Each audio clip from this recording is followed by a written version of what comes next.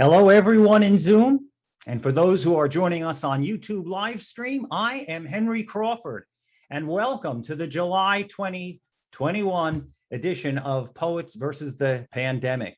Tonight, we have a special program featuring poets who have themselves put on poetry readings throughout the DC area. So we have Miles David Moore, who organized and hosted the famed IOTA Poetry Reading Series in Arlington, Virginia, from 2002 to 2009. He'll be reading from his new book, Man on a Terrace with Wine. Miles will be joined by Bracken of the Wild Readings Poetry Series and Lucinda Marshall, who is the founder of the Diverse Gaithersburg Poetry Reading Series. And so I know that some of you out there are poets. And so if you've been to one of those readings, or if you may have read at one of those readings, I want you to show your appreciation to these folks by clapping in your Zoom window. It is, I have learned putting on these PvP shows over the last year, how hard it is to do this work. And we owe all those people who do this kind of thing our appreciation. So Anne and Lucinda will both have new collections, and they'll be coming out soon. Finally, also helping me tonight is our co-host is WordWorks founder, Karen Alanier, who is a tireless worker on behalf of poetry in this area. And I want to thank all of you who have been with us over the past year and have supported our program, which is all about providing reading space for poets whose books have come out during the pandemic. So let me thank everyone here, and let me thank WordWorks for making it all possible. Okay. First, and most importantly, we want you to purchase the poet's books. So from time to time, I will put into the chat a link to places where you can actually purchase the poet's book. So, and we have a donation button on that page. So don't feel shy about donating to our program. We at WordWorks and Cafe Muse will thank you wholeheartedly. And I'm also going to put into the chat the link where you can follow all of our WordWorks online readings. Sign up on the registration form, and you'll be on our mailing list to get Zoom links for all our readings. Couple more things before we begin.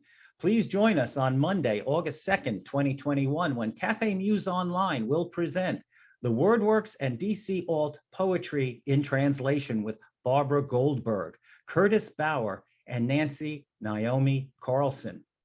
And we'll be back here again with PvP on Wednesday, August 18, 2021, with a dynamite program featuring Christine Ham, reading from her award-winning collection, Gorilla, along with poets Lilo Way and Indran Thaniyangan.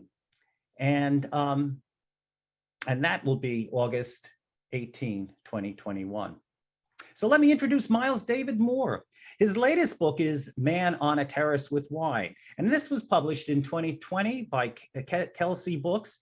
He is the author of two previous full-length collections of poetry, The Bears of Paris in 1995 and Roller Coaster out of 2004. Both were published by the WordWorks. He has also got a chapbook, The Buddha Isn't Laughing, which was published in 1999 from Aragon House Press. He has been a news reporter and a film critic, as well as the organizer and host of the IOTA Poetry Reading Series. And over the last couple of years, Miles has become for me a sign of the start of summer, because that's when he performs at the Joaquin Miller, and he performs the Joaquin Miller poem, Columbus. And we do that to open up our Miller Cabin series at Rock Creek Park. So whenever I see him in June, I always know we're at the start of summer in a great Miller Cabin series. So let's bring Miles up to the Poets versus the Pandemic Zoom screen and have at it, Miles. Thank you very much, Henry, and thanks to the WordWorks for having me tonight. All the poems I read tonight, except for one, will be from the book Man on Terrace with Wine.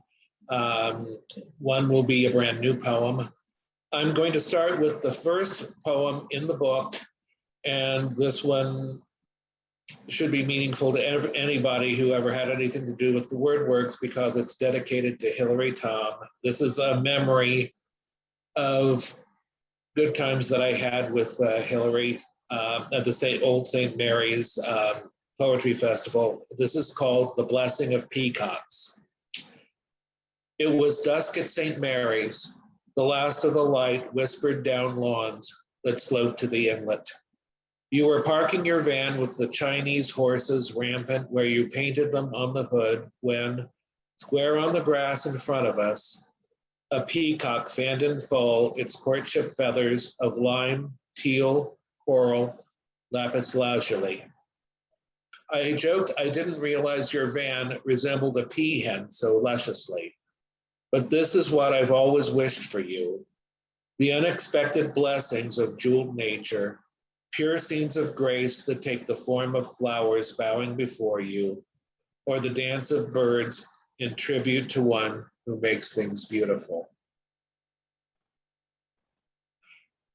The next poem will be the title poem of the book. Actually, the book has half the title of this poem. The full title is Man on Terrace with Wine, recalling a line from Hermann Hesse. And this too relates a happy time and a happy time in my life. The line from Hermann Hesse, just to clue you in the original German, it was Tief und tausendmal zu leben, which translated means to live deeply and a thousandfold. You'll see I tinkered with the line a little bit, but anyway, Man on Terrace with Wine, recalling a line from Hermann Hesse. What happiness to dream when, drinking wine, you notice beauty that you never see when sober and at work. Late summer vines glisten with purple fruit. Serenity drifts through the willows, voice the scent and sight of lavender and baked earth. Tenderness wafts from the hills and permeates the light. You get it by the bottle or the glass. You can't prolong this feeling, yet you must. If only life itself could be your wine, you feel not dulled but heightened.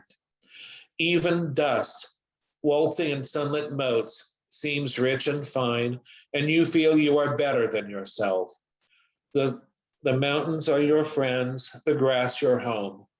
Why must this soaring pleasure be so brief that sooner than you've reached your car, it's gone?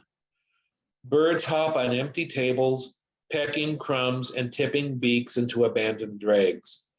Vineyards and flagstones steep in Napa sun, a benediction bright and plain. You beg to live completely and a thousandfold. Where are the vineyards when the way is rough? If deep inside you, there's a place to hold a drop of stillness, will it be enough?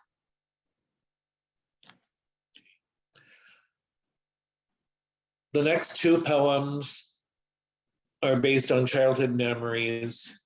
The first one is a little on the grisly side. The title is Turtle Meat, and the subtitle is Ohio, 1963. Turtle fishermen wade to their waists in turbid creeks, a feast for leeches. Sticking gloved hands under rocks and logs, they pray the snapping ends aren't facing forward. But they get $5 a pound for turtle, big money for men with wives, kids, 2 jobs. Poured from the canvas sack, the olive drab turtles tumble, their slow eyes blinking at the backyard sun, their prehistoric claws raking the grass. Those who roll over on their bowler backs will be righted to spend their final seconds crawling too slowly away. The men's lips work cigarettes, ashen sparks raining on turtle heads, severed with 3 or 4 smooth-bladed cuts to wattled necks. The earth marinates in the rotting iron stench of blood. Hammers splintered shells, knives lay open, unprotected hearts still needlessly beating. All the children who benefit from turtles dismembered, who watch behind corners to peek from, and fingers that splay from horrified eyes, who whisper a chant of, I hate turtle, I won't eat it, will sample the end on a Melmac plate. Turtle parts left over from the sale to richer folk, knobby, angular, fried to a Sunday brown, and tasting like the darkest meat of chicken. Okay, and this one, I think, this one is a sweeter memory. This is called A Lesson from a Tooth.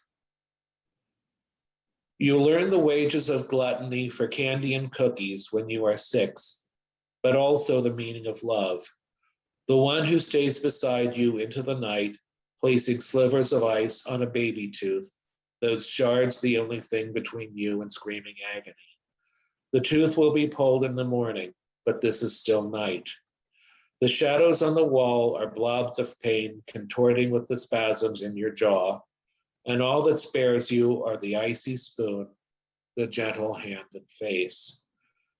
In the rushed journey between 6 and 60, you hope you have learned more lessons than a rotted tooth can teach you. But above all, you hope, through all the shadows, you have done something 1,000th as good as sitting at a bedside through the night, offering your heart spoon by spoon.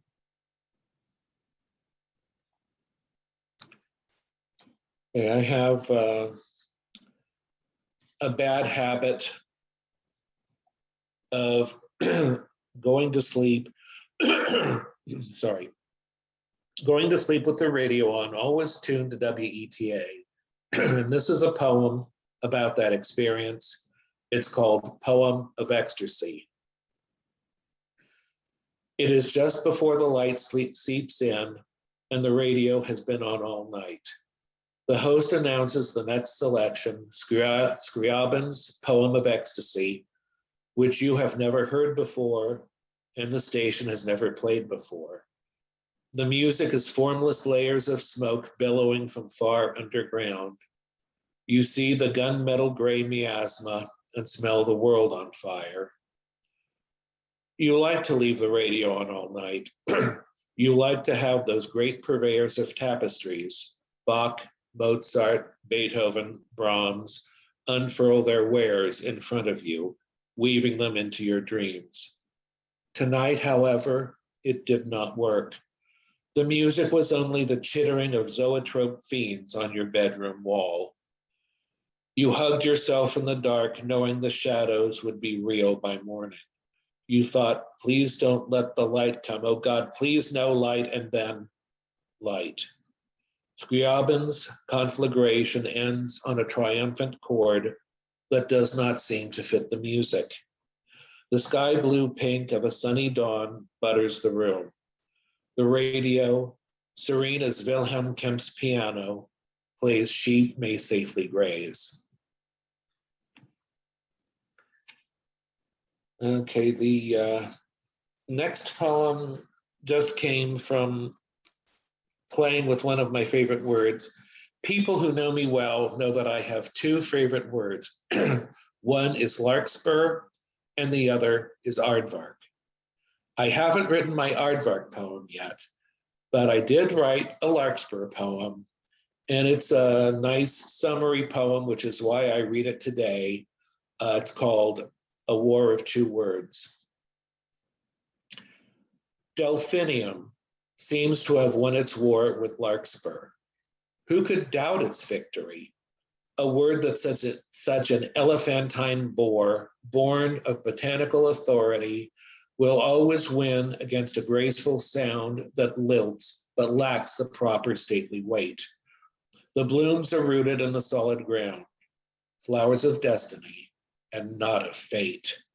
So larkspur goes away, a summer word as evanescent as the butterfly you saw just now, as fleeting as the bird ascending swiftly in the cloudless sky above the rose-drenched garden you just passed, a vision that was never meant to last. Okay, the next two poems sort of indirectly address the pandemic. One has to do with the sense of dislocation that occurred during the pandemic. This is called Doe at a Street Corner. She waits on the sidewalk as if for a bus. She stands on delicate legs, deciding when to spring. She sniffs the suburban air for predators, those with engines and wheels instead of fangs or guns. She looks both ways. Natural selection. She is not one of those who will die a martyr to the freedom of crossing a road when she pleases, and her fawns will learn this wisdom from her. Her enemies are in hiding, but she has no place to hide. Her enemies have folded into themselves like flowers without sun. They are sparse on the street. They go nowhere. The reasons for them to go anywhere are negated. She has never told where she is going, nor have any of her kind. But now she has fewer places to go, which is why she is here. It is certain she cannot stay. Her ears twitch. The sound of traffic is a faraway drone. Looking again, she trots away on the correct side of the road.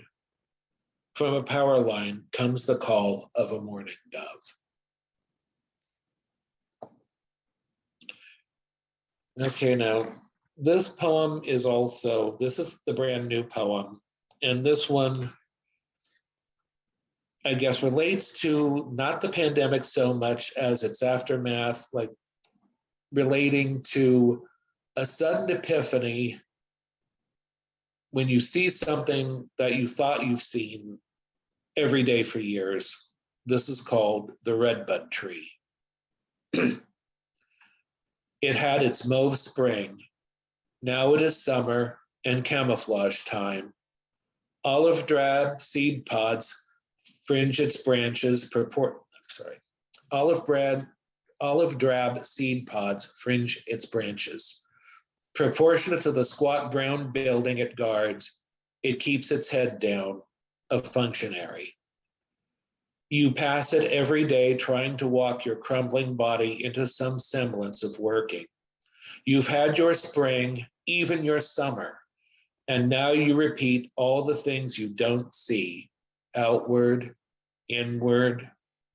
So you are unprepared when, one morning, a quirk of light reframes the tree and the malnourished strip of land it clings to broadens to brilliant sky and grass, stretching beyond all concrete bounds to where horizons go to dream. And I will read just one more poem. This is the closing poem in the book. And it's meant to be a fun poem. It's the epigraph is from one of my favorite movies of all time, Moonstruck. And it's a line of dialogue which says, "As bright and full of promise as moonlight in a martini." This is called Drink Up. Heaven is yours inside a tall stemmed glass, an Eiffel Tower inverted on its tail. A million opportunities may pass. This is the one to grab, this holy grail, this glass of moonlight shining in the dark, bright as a Bombay sapphire. Like the eyes of newfound lovers, its prismatic spark halos the room as if to canonize the spirit and conjured olive. Never mind that maybe you have had this drink before. You threw up, saw pink hippos, staggered blind. The angry barkeep bounced you out the door. Never let on you really wanted beer. This is your chance. Drink up while it's still here. Thank you. Thank you so much, Miles Moore. Miles Moore, let's give him a nice hand. Thank you. We really did drink quite a bit. I'm glad none of us have to drive home from this Zoom screen. So let me bring on our next poet, who is Anne Bracken. Anne Bracken has published 2 poetry collections, No Barking in the Hallways, Poems from the Classroom, and The Altar of Innocence. Her 3rd collection, Once You're Inside, will be released in 2021. She's a contributing editor for the Little Patuxent Review and facilitates the Wild Readings poetry series. Her poetry, essays, and interviews have appeared in anthologies and journals, including Women Right Resistance, Mad in America, Fledgling Rag, and Gargoyle. Anne is a two-time Pushcart Prize nominee and has worked tirelessly for the arts in the areas of emotional wellness, education, and mass incarceration. I can still remember a rainy night back a few years ago when I was reading from my first collection, American Software, and I was so delighted to be introduced by Anne in that wonderful program.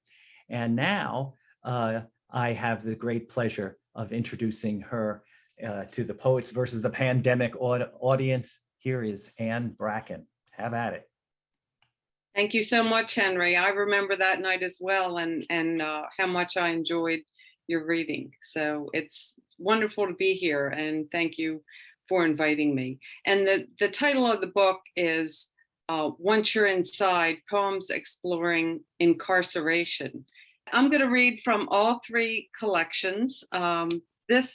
I'm reading from my first book, The Altar of Innocence, which is a memoir in verse about growing up with a mother who struggled with depression and self-medicated with alcohol, and then my own journey out of depression. So the first poem is for my mother, and it explores kind of what it's like to be a woman trapped in a situation where you have such mixed feelings about everything. It's called Helen Lives the Queen for a Day Life. There's no pattern for the life she's living. She can't render sense out of the daily chores, the diapers and meals, the homework and toddlers. There's no pasture behind her house, like the golden field in the Wyeth painting. Her dreams play in the shadows, like rogue relatives who squander security for passion. Sometimes she feels degrees away from sanity, like when she imagines her dusty art portfolios whimpering in the basement, buried. She plays at being happy as she peels another diaper off her infant son, or cajoles vegetables into her stubborn daughters' mouths. She feels her spirit wither, even as her husband cheers the news of another pregnancy and measures out an ounce of gin for her nightly martini. And the second poem is a memory that I have about an incident with my brother. And I grew up Catholic, and my brother was he was 12 years older, and he was very serious and very religious. And so this is an incident that I didn't understand at the time, but I've mused about it over the years. It's called Mirror, Mirror.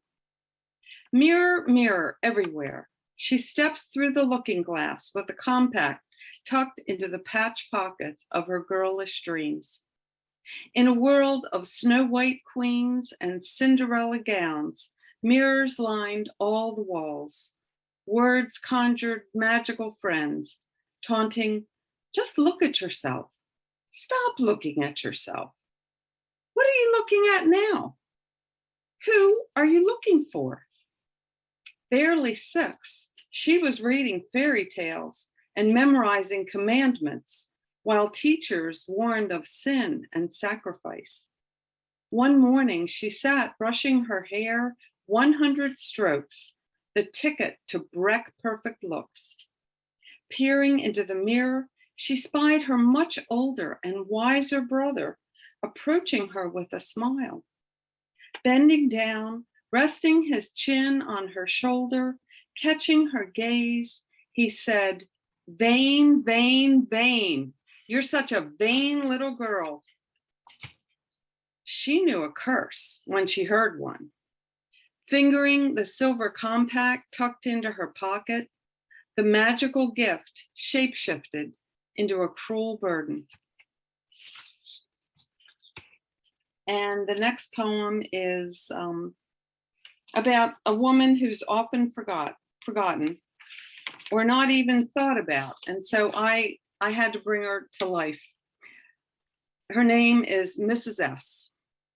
No one ever tells the story of Mrs. Sisyphus, perhaps because she endures at the bottom of the hill with all the little boulders tumbling from above. In between the spinning of cloth and the baking of bread. She rolls the children out the door to play and rolls the food home from the market. Day after day, she jostles the water jugs from well to house and back. She nudges and cajoles the bigger boulders of animals from pasture to barn and finally to slaughter. Nightly, she's preparing feasts for all the baby Sisyphi who gather around the table whining, "When is Daddy coming home?" So I've immortalized Mrs. Sisyphus. And this is a poem. When I went to high school, part of our uniform was a medal of Mary that we had to wear. And it's called a miraculous medal. And I wondered, why is it called a miraculous medal? Nothing miraculous ever happens, even after 4 years of slipping on Mary's medal every morning, a mandatory part of my uniform. So far, Mary, you haven't saved me from nuns who disparage my questions as bold and brazen, who condemn my unbuttoned collar and my rolled skirt. No, and you haven't protected me from the taunts of all the cool girls who descend like harpies on all of us quiet ones and peck away at us with their incessant jokes. They feast on our naivete. Even my mother, with her miraculous medal pinned to her nylon nightgown, mom of the bowed head, the gasping breaths, and the wringing hands. How about a miracle for her? And the last poem in that section, or in this collection, is, well, the last one I'm going to read is called Time Travel. And really, when I was growing up, all I wanted to do was help my mother get well. So this poem speaks to that in memory. It's called Time Travel. I want to go back to my mother, who wrote those desperate notes and left them on the kitchen table.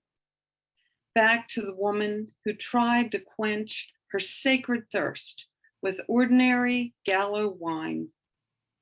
I want to push all of her pill bottles off the counter and cheer as they shatter. Then I will show her the dresses she designed, the beautiful watercolors from her lost self.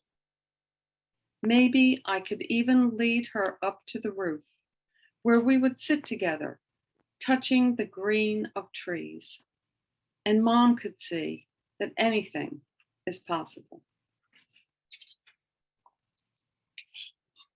And my second collection, No Barking in the Hallways, deals with my many adventures and misadventures as a special education teacher from kindergarten all the way through to the university. And this first poem is about a little girl that I taught my very first year when I worked in Richmond, Virginia. It's called Angie at 5. Her brown curls never touch a brush. Her gait clumsy as she skips down the hall, wearing scuffed Mary Janes with one green sock and one blue. She smiles and hands me a pink rose wrapped in a wet paper towel. Too young to be wary of teachers, Angie tells me, "My mama says we ain't got no money to buy me shoes right now. Anyways, I just go barefoot all summer long. But sometimes when I play in the field behind our apartment, I get cut up from all them glass bottles those big kids leave lying around." Her accent, a rhythmic fusion of Richmond streets and Appalachian hills. When I think of Angie now, years after her speech class, I don't wonder if she ever learned to say snake or silly or scoot. I wonder if she has a job and if she's growing roses.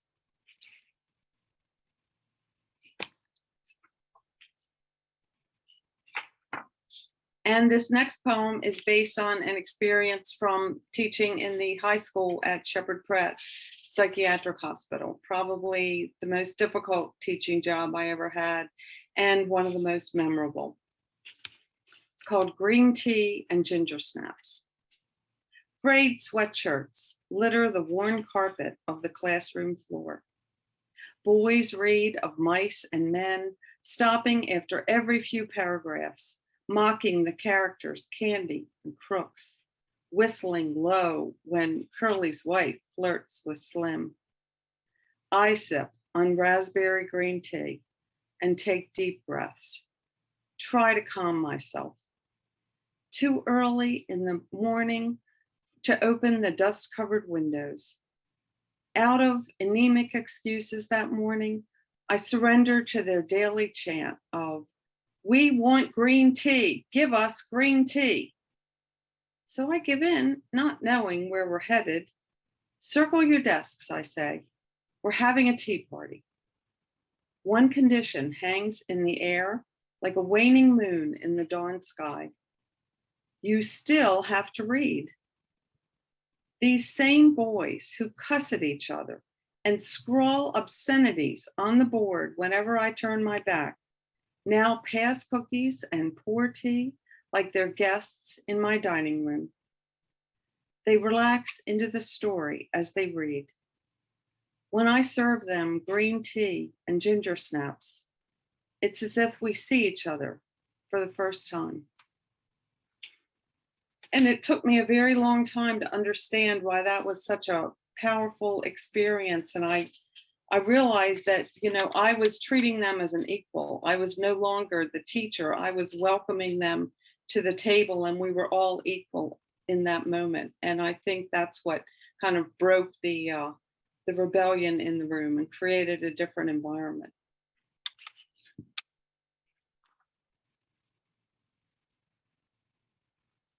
And this is also about my first year of teaching. This is one of my favorite poems that explores what it's like to be enthusiastic and yet stumble along the way, as all first year teachers do.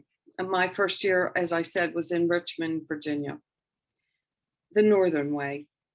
My supervisor, Mrs. With, waits outside the trailer for me. "I'm here today to see how you're getting along. This being your first year and all, just a little informal observation." Her Southern speech, bourbon smooth, with a hint of ice. "This is Benji." I introduced the little boy by my side. "We're working on the S sound." "Hey, Benji," Mrs. With coos. "Give me a big smile." Benji grins. A jack-o'-lantern space where his front teeth were just last week, the last time I saw him. My stomach plunges. Even I know I've messed up. Jotting a few notes on her paper, Mrs. With pats my hand and shakes her head. "I don't know about those northern ways of yours, but here in Richmond, we wait till a child's front teeth come in before working on that S sound." So, first observation as a teacher. I shaked up after that, I must say. And finally, I'm going to read from my new collection called Once You're Inside, Poems Exploring Incarceration. And I'm very excited to come out with this book because there's so much going on right now about mass incarceration and reform in prisons. And I want to be able to talk about the people that I met there and the conditions that they're living in and what it's like. What is it like in a prison?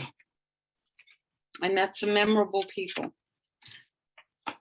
So this is based on an evening when I went to work in the women's prison in Jessup. It's called Dress Code for the women's prison. "They won't let you in," my friend insists. "The assistant warden makes up her own rules. Don't think you can go braless either. Wear a sports bra. No jeans, no leggings, no sheer blouses, no halters, no mini skirts, no open-toed shoes." The list by the door must have had 20 prohibitions, and most of them make sense.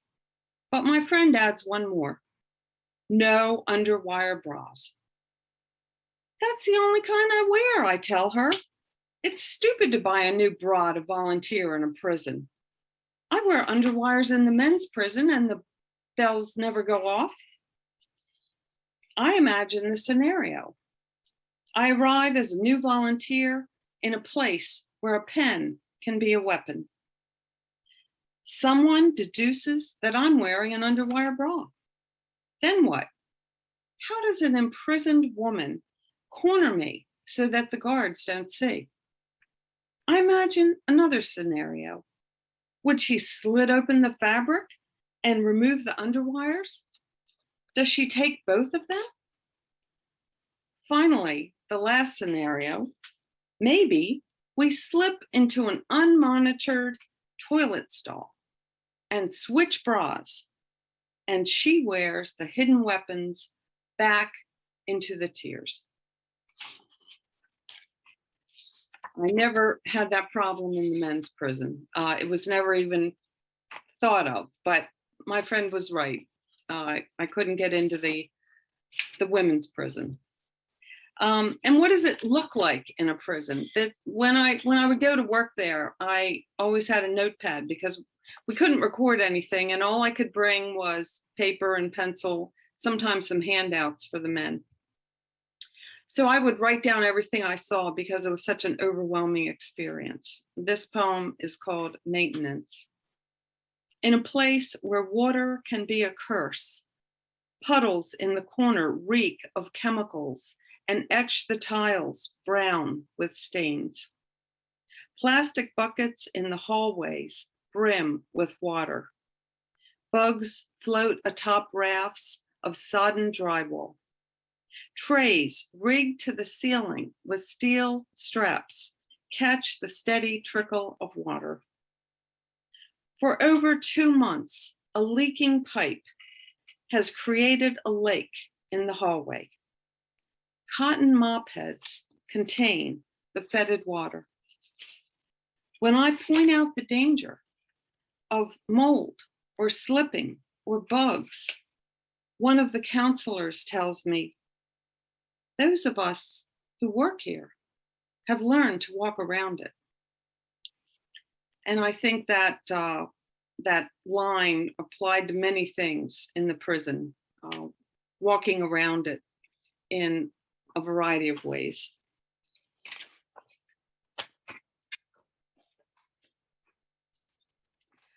And every time I walked down the hallway on my way to the school wing, I walked by a green box called the mental health box. It must be purposeful. The green container affixed to the wall, the lid flush against the box bound with a lock. It doesn't take up much space. I feel foolish when I ask the social worker, every week when I walk by, I wonder what's in that mental health box. I imagine pieces of torn paper and men filling the box with furtively written requests stuffed in as they pass. Please don't restrict my visitors. My cellmate has been in solitary for over a year. When's he coming back? Why can't we have college classes? I need a fan in my cell, please. The social worker is silent. Then she shakes her head. I have no idea what's in that box. So, like so many things in prison, mysterious, maybe even pointless, I don't know, but it was a real curiosity. And this last poem has the title line in it, Once You're Inside. It's called Hope on Hold. Once you're inside, ignore the wreckage of time, the lined faces of men gray with age, the once cagey 16-year-old, the disorganized shuffle of papers, of rules, of feet, the torpor of boredom spread thick as honey on toast. Once you're inside, every smile is suspect, every glance a risk. Even hope tucks into a corner when those doors groan closed. Thank you.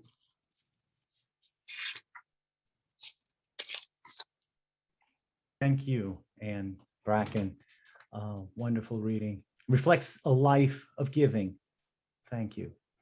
And now let's bring Lucinda Marshall up to the PVP stage. Lucinda is the author of the new full-length poetry collection, Inheritance of Aging Self, out of Finishing Line Press in 2021.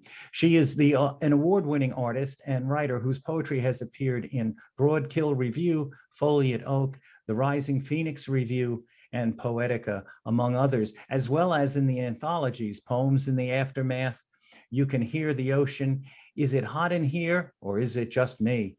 And We Will Not Be Silenced. Her poetry has won awards from Waterline Writers, Third Wednesday, and Montgomery Magazine.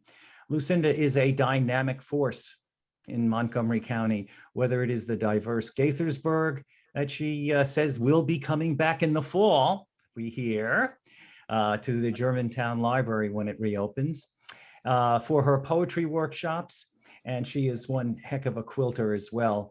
So let's bring up Lucinda Marshall to the Zoom stage. Lucinda, go to it. Thank you, Henry. And just one quick correction, it's the Quince Orchard Library, not the Germantown Library, but it's close. It's up in that, northwestern Montgomery County. So it's all the same thing. And I'm going to read mostly from my new collection. If we have time, I may read one other poem. And first of all, I just want to say thank you to Henry and to Karen and to Cafe Muse for having us all here tonight. And it's lovely to read with Anne and Miles. And this first poem is called My Grandmother's Teacups. Scent memory, steeped jasmine respite served with trembling hands, translucent skin covering your gnarled knuckles. I traced the china's delicate pattern with my young fingers. Be careful, you said, it's fragile. Sipping my tea now from those same cups, my hands tremble too, and I see the you in me as I become the wearer of your papery skin, an inheritance with its own design, fine wrinkles and lines as delicate as the china that you left in my keep. And that poem is actually, it's written in the singular, but it's about both of my grandmothers, one of whom used to take me out for afternoon tea, and the other had a collection of teacups, which was kind of odd because she didn't drink tea, but I still have two of those two of the teacups. They were just sort of this eclectic collection, and they were absolutely wonderful. So the second poem is also about just coming into your own as you age. And Anne and I did not coordinate this, but we both have poems about mirrors tonight. This one is called Mirror Image. The visage that greets me in the mirror each morning is a slightly altered version of the one from the day before. Her hair a little grayer. She's put on weight and the bags under her eyes. Her lipstick is smeared again. And what was she thinking? Those clothes, hopelessly unfashionable. And let's face it, she was never a size 6. My teenage self wanted to be like the magazine models or the starlets on TV. So I shellacked my hair with hairspray and pancaked my blemished face. I batted my ultra long lashes, peering out at the world with pouty, bright red lips. I tried every diet and fashion fad, but still I knew I was ugly. Self-loathing was a way of life. But now, when I look in the mirror and see the wrinkles, the bulges, the gray, I see that young girl and the beauty she was always. And several of the poems in my book deal with illness written from various vantage points, both my own and some of my elders. And I was really reminded of this poem a couple of days ago when, like so many of us, I was catching up with doctor's appointments that I put off during the pandemic.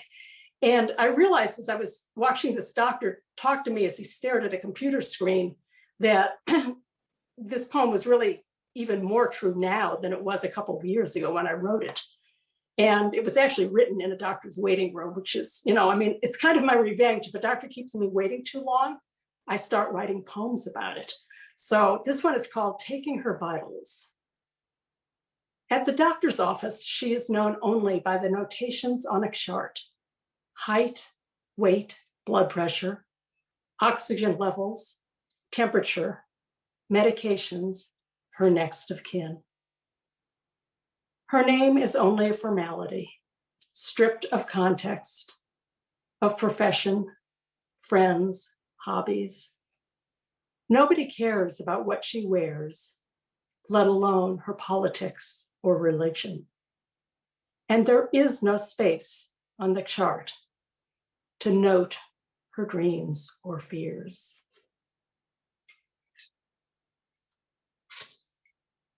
And the next two poems that I want to read both talk about, both consider our place in the natural world. And this first one was published by the wonderful GFT Press, which I think is no longer in business, regrettably. They put out really, truly beautiful journals when they were going. And with all of the recent discussion about drought in the Southwest, I really wanted to read this poem tonight because I grew up in Arizona in the desert. And I just wanted to honor that Southwestern desert landscape, which is being so grievously impacted by drought and fire now. And it's called Contemplation of Succulence in Sonora.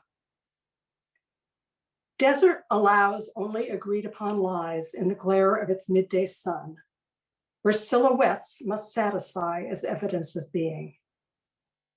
I cannot tell the story of cacti or explain the prickly pear's arid juiciness, but I do know that erosion changes us. A whittling away until only bones and distillation remain to provide the grounding on which to base the tales to which we cling so fiercely.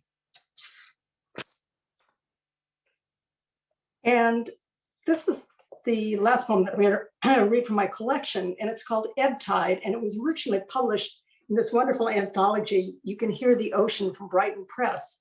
And having this poem included in this collection helped me to cross off an item on my bucket list that I sort of suspect that a lot of poets have on their bucket lists, which is to have my work included along with the likes of, say, Elizabeth Barrett Browning or Ralph Waldo Emerson, William Shakespeare, because it is a collection of contemporary as well as classical poems. And I actually did not know that until I got the book, and I was like, whoa. So I really like it. It's a wonderful collection, and you might want to just get a hold of it. And the poem is Ebb Tide, and it's about based on the summer trips that my family took to San Diego when I was a kid. We used to spend about 3 weeks there every August because it was just plain too hot to be in Phoenix. Ebb Tide. At the edge of our long ago realm, where sand dollars were the currency of childhood kingdoms built by the sea, my footing shifts on permeable shore as the tide that once plundered our fortunes in nightly battle washes over my toes. And I wonder with a fierceness, what becomes of us, of who we are in this moment before the surf falls back. And I've got one other poem that I'd like to read that is actually not in the collection. It's part of a group of poems that I've started writing about quilting, which is my other love besides the literary world. And as I started to work on my own quilting skills and started producing my own work, one starts to give it, as I think one does in almost any other kind of endeavor, think about the history of the craft involved and how we know what it is that we know now. And the thing that's really interesting about quilting is the vast majority of quilters do not have any kind of formal training. There's not really an MFA program for quilting out there. There's a few academic programs, but by and large, it's a skill that either is self-taught or you might take classes here and there, or it might have been handed down from a mother or a grandmother, that sort of thing. So it's really kind of different than most other forms of art. And also as such, a lot of the history of quilting is just simply, it's never been written. It's because it was a women's craft and because it was a craft as opposed to fine art, it just hasn't been documented as much. Plus, quilts were made originally as practical items, not as forms of artwork. And you don't think to sign your sheets and your bed covers and that sort of thing. So this poem is called Anonymous Quilted, and it's going to be published in Uppercase, which is a really fun crafts magazine that I came across a couple of months ago. It's going to be published in October. And it's also going to, not only is the poem going to be published, but there is a quilt that I made. It was my very first quilt. And I made my first quilt 30 years ago. I made my second quilt 3 years ago. So there was a little bit of a gap there, but that first quilt was actually called Anonymous Quilted. And so I used the title again for this. So she's going to publish both the poem and the quilt, which I'm really excited about. And so it goes like this. Names, stories now lost to us, of lives and hours spent, threaded needle in hand, piecing together bits of fabric, old work clothes, yellow gingham from a little girl's dress, now outgrown, arranged in patterns affixed securely to warm backings, with intricate stitch patterns that turn beds into gallery walls, an opportunity for artistic expression without detraction from the necessary caring for hearth and kin, but not for the pride of claiming the handiwork of their rarely signed soft canvases. Thank you very much. Thank you, Lucinda. And let's have a final big hand for Anne, Bracken, Lucinda Marshall, and our lead-off poet, Miles Moore. And in closing, I hope you enjoyed this evening's readers. Please come out Monday, August 2nd, 2021 for Cafe Muse Online, where they're going to present the WordWorks and DC Alt Poetry in Translation. And we'll see you again on Poets versus the Pandemic on August 18, 2021 with Christine Ham, Lil Way, and Indram Amir Thanayagam. Okay, so good night, everybody. And as we say on this show, stay safe.